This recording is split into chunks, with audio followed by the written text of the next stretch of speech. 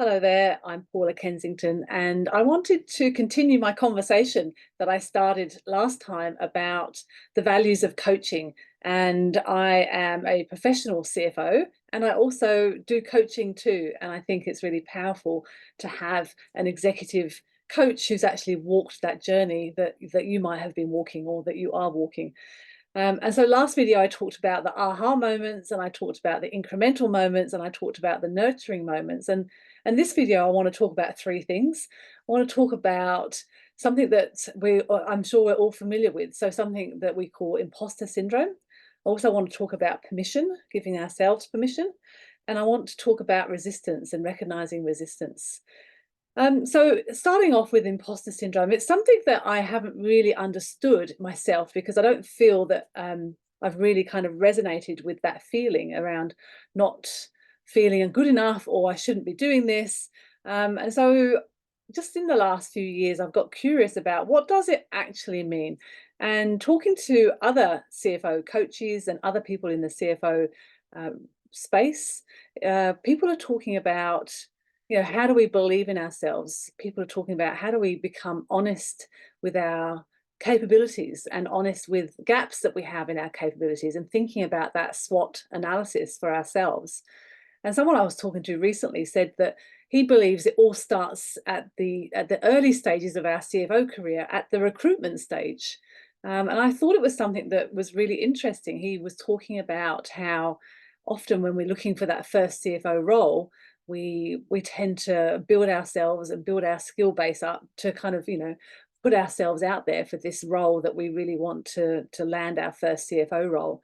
And I think it's unfair of companies or recruiters to put this big long shopping list of all the skills that they want to have from their first time CFO. I mean, of course, first time CFOs are not going to be mature in all of the skills because we haven't had the exposure that someone with 5 or 10 or 15 years experience has had. So we build ourselves up to apply for this role, and then when we get into this role we're successful, and then we think, well, gosh, now I can't be honest with my employer or my CEO or my board because I might not have had that strength in those skills that maybe I'd spoke about at the meeting, at the interview stage.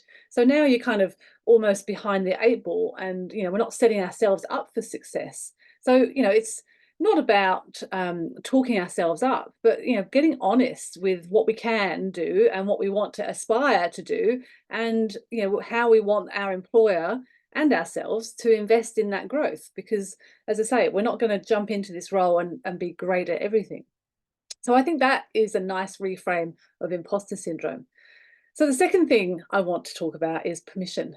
And it's something that I've really grappled with in my initial stages of CFO, and really about not knowing. And that was one of my biggest fears, that someone was going to walk into my office and ask me a question that I didn't know the answer to.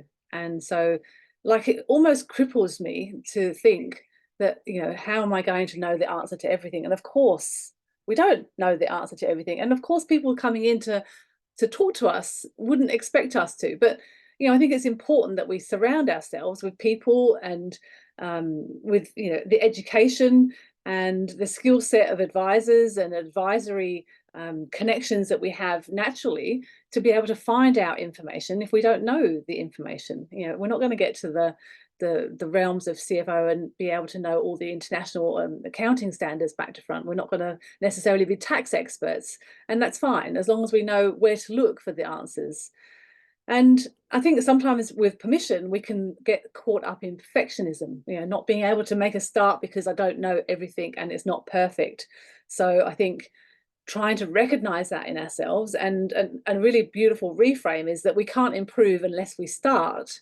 So if we've got to write a report or we have to do some kind of research, rather than kind of getting stuck with the not knowing, or I'm not going to make a great job of this, we can make a start. And I think sometimes just actually creating a start enables more information to come to us, and we can continue on that journey. Something I did with writing my green papers last year was a sort of test, if you like, to make sure that I understood what I was learning so that I could write about it to almost test myself, but help educate others as well. So it's about that exploration. And then finally, I want to talk about resistance. And I think as CFO, I remember this very well myself, that when we get into our first CFO role and when we're in that role, it can be very isolating. It can feel like we're on the tip of an iceberg. It's almost like no one wants to talk to us. No one wants to be our friend because, people aren't telling us the truth because they worry about what we're going to do with that truth. So, we often feel isolated. We can often feel overwhelmed. I know, again, something I've grappled with in my career is, holding all the pieces of an organization. Often I feel the CFO is the one person who's actually holding everything because we are the ones working from a base of trust and ethics, whereas not everybody else has kind of signed up to that deal when they reach their professional career. But us as accountants have signed up from that from day dot. So we can sometimes feel overwhelmed with the weight of holding everything. And so then also thinking about how do we share some of those concerns with people that get us, and I think often CFOs, finance professionals feel that they don't have time to network or to nurture relationships outside of their immediate organization. And I think that's sometimes a stumbling block for us. And I think it's really important to surround yourself with other CFOs so that you can realize the normality of some of the challenges and that other people are grappling too, and other people have done it this way or that way, and there's that kind of group peer learning going on. So I think it's really important to make sure that we've got really strong networks that we really trust in as well. So those are 3 points today that I think are really front of mind for me when I think about my CFO journey, but also, in terms of when I'm coaching other CFOs. It's really starting to unlock some of those areas of obstacles or roadblocks on our pathway.